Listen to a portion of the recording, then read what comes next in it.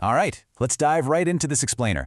Today we're unpacking a really fascinating concept from volume 24 of the Daji Du Lun. That's the ancient, heavyweight philosophical text authored by the revered Buddhist philosopher Nagarjuna.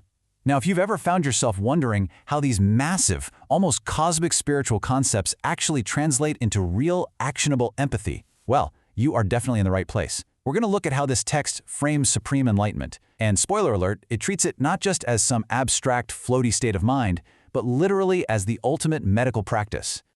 So here's our roadmap for the explainer. We'll start with the great physician's path, look at moving beyond solitary enlightenment, break down the 10 ultimate powers, see how to diagnose the human condition, transcend time and space, and finally, we'll wrap up by tackling a really interesting paradox about compassion and boasting. Okay, part 1, the great physician's path and healing all beings. Let's ground this incredibly dense philosophy in something we all completely understand, going to the doctor. The text kicks off with this brilliant analogy. Think about it. When you've got a basic cold, a general practitioner is great. But if you have some complex, mysterious illness, you need a specialist, right? Someone with a much deeper, wider understanding. Nagarjuna applies this exact logic to spiritual healing.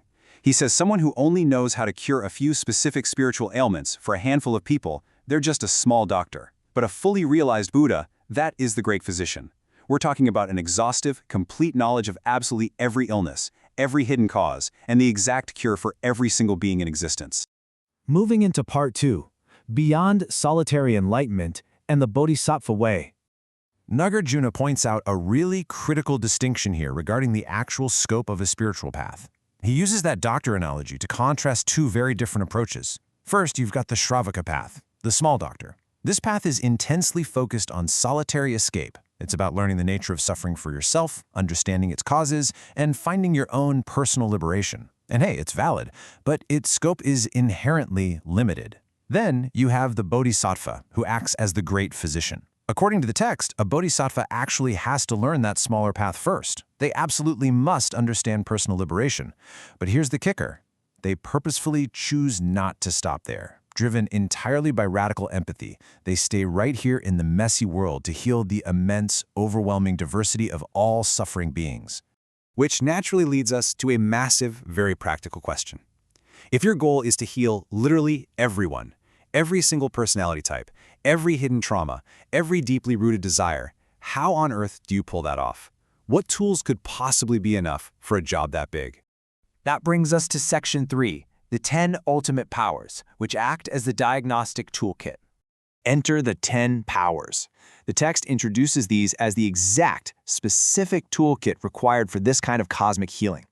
They are the ultimate psychological, karmic, and cosmic diagnostic abilities used by a Buddha. And I really want to stress something here. These are not just magical party tricks or superpowers for the sake of being cool. They are profoundly deep diagnostic tools. Because at the end of the day, you can't cure a disease you don't understand.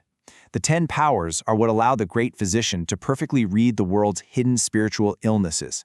So the Daji Du Lun actually breaks this whole toolkit down into 3 main buckets. First up is cause and effect.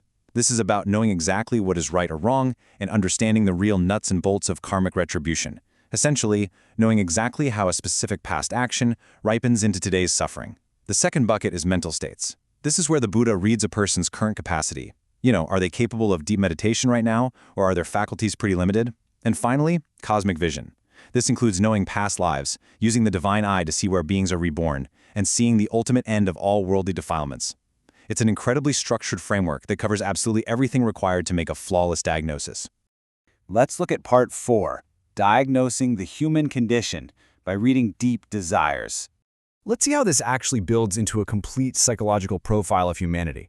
Once the great physician has this ultimate toolkit, how do they use it?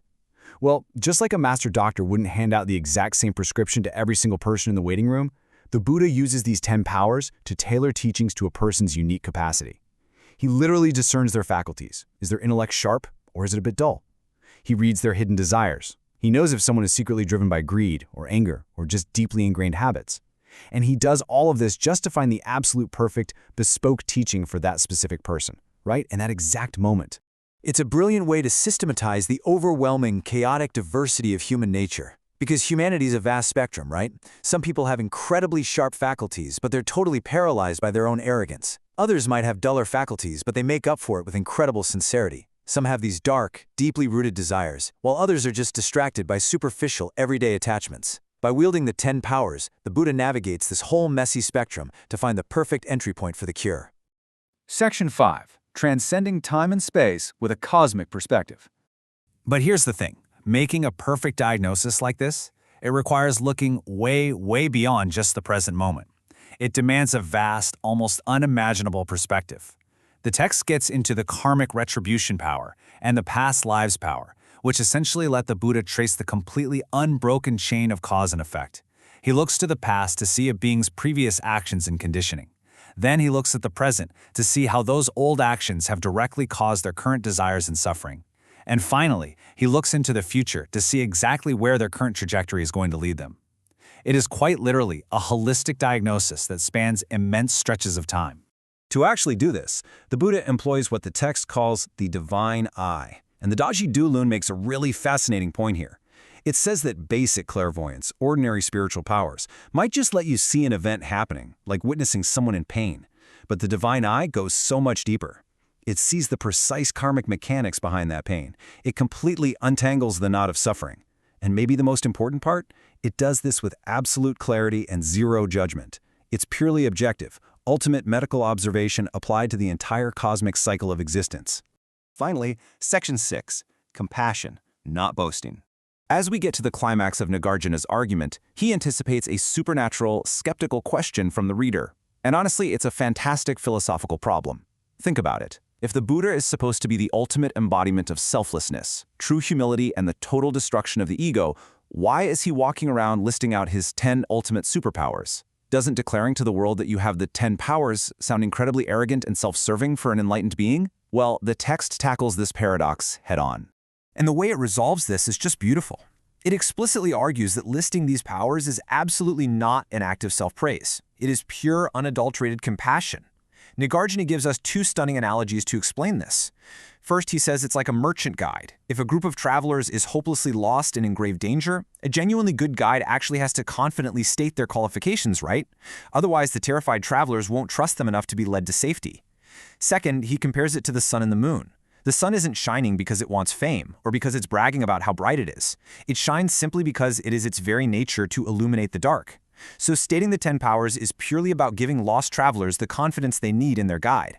By transforming supreme cosmic knowledge into supreme actionable empathy, this ancient text leaves us with a pretty profound challenge for our modern lives. Look, we obviously might not possess the ultimate 10 powers or the divine eye, but the core principle of the great physician, that is incredibly relevant. Imagine if we just stopped judging people based entirely on their surface-level symptoms. What if instead we actually tried to understand the deep, complex chain of causes and conditions behind their actions? If we could cultivate even a tiny fraction of this deep diagnostic empathy, how would that change the way we interact with the world today? It's a powerful thought to carry with you. Thanks so much for joining me on this explainer, and as always, keep asking the big questions.